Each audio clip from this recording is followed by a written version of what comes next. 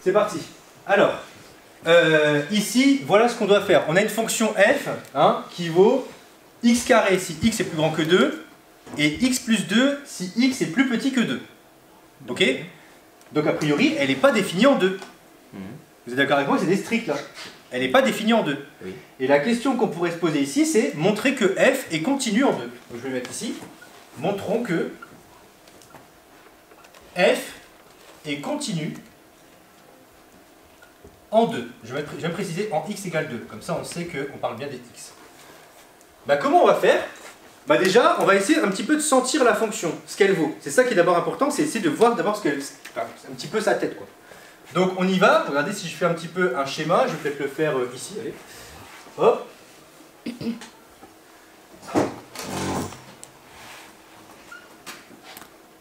0.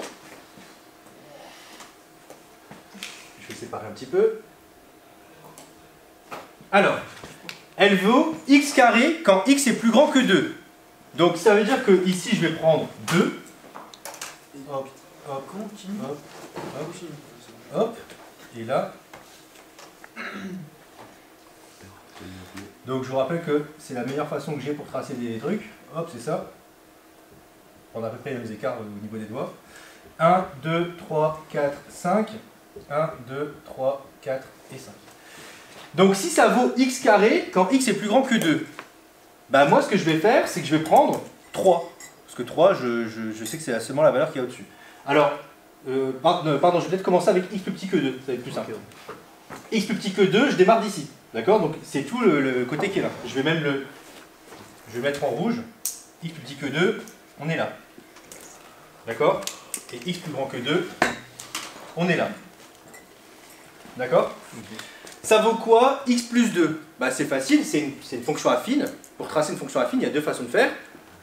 Vous savez, normalement vous savez le faire, mais il faut l'ordonner à l'origine et un autre point. Ou alors il vous faut 2 points, c'est une droite. Une fonction affine c'est une droite, il vous faut 2 points. Ici, votre fonction, elle passe par 2. C'est ça l'ordonner à l'origine, ça passe par 2 ici. Donc vous savez que votre fonction, elle passe là. Elle passe en 2. Et après, comment je fais pour avoir un autre point? Bah, je sais pas, je remplace x par 1 par exemple. 1 plus 2, ça fait 3. Donc en 1, elle passe en 3. Et en fait, sinon, le truc que vous remarquez, c'est que la pente, ça vaut 1 ici. Donc quand vous avancez de 1, vous montez de 1. C'est pareil. Donc, je vais essayer de la faire un peu proprement. Je vais tracer ça comme ça. 2, c'est 4. Hop. Bah, je suis pas sûr de ça, j'ai pas le droit. Il est fou, lui. Il a dit quoi? Il a dit en 2, c'est 4. Mais vous avez dit on avance de 1. Bah, non, mais en 2. Est-ce que j'ai le droit de dire qu'en 2, c'est 4? J'ai pas le droit. Pour une raison très simple. Oui, non, mais Ma fonction, elle n'existe pas en 2. Je parlais que de celle-ci, là. Mais elle n'existe pas en 2. Regarde, c'est x inférieur strictement à 2. Okay. C'est-à-dire que là, regarde, moi j'ai mis un petit truc comme ça là pour dire j'ai pas le droit. Ok? Je n'ai pas le droit. Mais d'ailleurs, je vais quand même prendre ta remarque, hein, parce qu'en fait, si ma fonction elle existait partout, comment je la tracerais? Comme ça. Ouais. On est d'accord que si elle existait, ça ferait ça. Si elle existait là-bas. C'est une droite, ça continue. Pour voir comment ça se On va faire pareil avec le carré. On va imaginer que cette condition-là, elle n'existe pas. D'accord? X plus petit que 2 là. Plus grand que 2, pardon. Okay. Donc comment je trace la fonction carré? Bah, c'est facile. 0 au carré, ça fait 0. Alors je vais peut-être la tracer d'une autre couleur. Peut-être on va voir. 0 au carré, ça fait 0. 1 au carré, ça fait 1. 2 au carré, ça fait 4. 3 au carré, bon, je ne l'ai plus. Et là, peut-être faire aller moins 1 au carré, ça fait 1. Donc normalement, ma fonction carré, alors à chaque fois, je les trace toujours très mal, moi. J'essaie quand même de bien le faire cette fois-ci.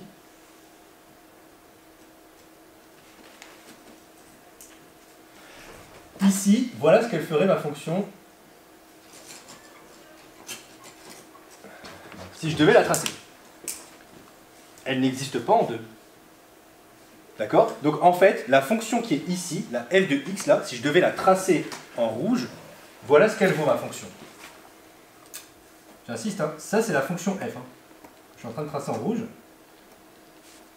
Belle droite. Ouais. Je galère un peu, désolé. Il est fier. Voilà. Ok, si je devais la tracer en rouge, cette fonction-là, c'est tracée en rouge là ici, ça donne ça. C'est un morceau de droite et un morceau de parabole. Ok? Et là, la fonction, est-ce qu'elle est continue en 2? On a quand même envie de dire oui, quoi. On a quand même envie de dire que ça arrive quand même au même endroit. On le sent. Maintenant, comment on fait? Si, il n'y a pas de piège ici. Hein. Il n'y a vraiment pas de piège. Comment on fait pour savoir que ma fonction, elle est bien continue en 2? Eh bien, vous faites la limite de f de x lorsque x tend vers 2 avec x plus petit que 2. Donc, quand votre personnage, je vais le mettre, si vous voulez bien, je vais le remettre en vert, ça. Pardon, ça c'est en rouge, excusez-moi. C'est en rouge. Donc, ça veut dire que votre personnage, il arrive d'ici. Il arrive des x plus petits que 2, là. Et il arrive comme ça. 2 est là, hein. C'est l'endroit où ça va pas, là. C'est ici. Votre personnage, il arrive comme ça, vers 2. C'est quoi votre fonction quand vous êtes de ce côté-là? Que vous, là, c'est quoi l'expression de votre fonction de ce côté-là? X plus 2. Exactement, c'est x plus 2. Et c'est quoi la limite de x plus 2 lorsque x tend vers 2? Bah c'est 2 plus 2, ça fait 4. Maintenant, vous le faites dans l'autre sens. La limite lorsque x tend vers 2, de x plus grand que 2, de f de x. Cette fois-ci, votre personnage, il est de ce côté-là. X au carré. Et il avance par là. Mais de ce côté-là, votre fonction, c'est x carré. Donc en fait, vous faites la limite de x carré lorsque x tend vers 2 et x plus petit que 2. Et donc ça fait 2 au carré, ça fait 4. Donc vous tombez bien sur le même point quand vous êtes à gauche et à droite. Donc il vous reste un truc à faire pour montrer que votre fonction elle est continue, c'est juste de rajouter une valeur ici, de dire que ça vaut 4 si x égale 2. Si vous rajoutez ça, votre fonction elle est continue. C'est tout. Vous avez, là il vous manquait un point, là, et vous venez de le rajouter. Et je précise que c'est vraiment en 2 qu'on n'avait pas de valeur. Hein. On n'avait pas de valeur, on a rajouté un point, on a tout recollé. Alors attention, hein, si par exemple ici j'avais pas mis x plus 2 mais x plus 3, ça marchait pas. Hein. De ce côté-là, vous auriez eu 5. Hein. Je suis désolé, pour recoller 4 et 5, il y a quand même un trop gros écart. Ouais. D'accord? On peut mettre que des points, on peut pas mettre des traits comme ça. D'accord? On peut mettre que des points. Ouais?